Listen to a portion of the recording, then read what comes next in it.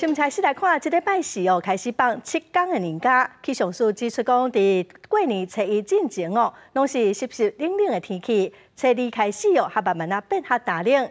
2到暝个围落暝这2天全台湾的天气嘛拢是各湿各冷空旷地区甚至会出现10度的低温。昨是24节气的立春，桃园甲马祖嘛伫10暗澹今年第一届的春雷，代表正式进入春天。不过今年围落暝民众可能爱伫湿冷的天气当中食团圆饭。气象署表示，这2天北部、东北部拢会落局部地热雨，拜三开始就连中南部拢会受到影响。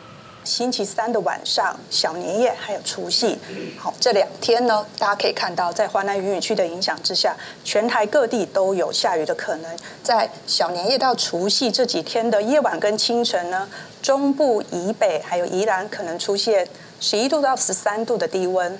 另外，气象署指出，因为华南分河区的影响，湿破冷空气伫拜4、拜5水气上高，然后水气会大大减少。不过，要明显回温，就要等到过年年假尾的时阵。在年假的前半段呢，天气是比较多变化的尤其在除夕之前会比较湿冷，初1、初2之后逐渐转干冷。那真正冷气团或强烈大陆冷气团要减弱，可能要等到初3或甚至初4、初5之后才会比较明显的回温。气象署提醒，初一后虽然除了东北部以外，各地雨会开始转好，气温嘛会慢慢回升。不过中南部的民众也是要注意早暗温差大的天气形态，民众出游行村游园爱穿雨靴。记者林旭凯台北报道。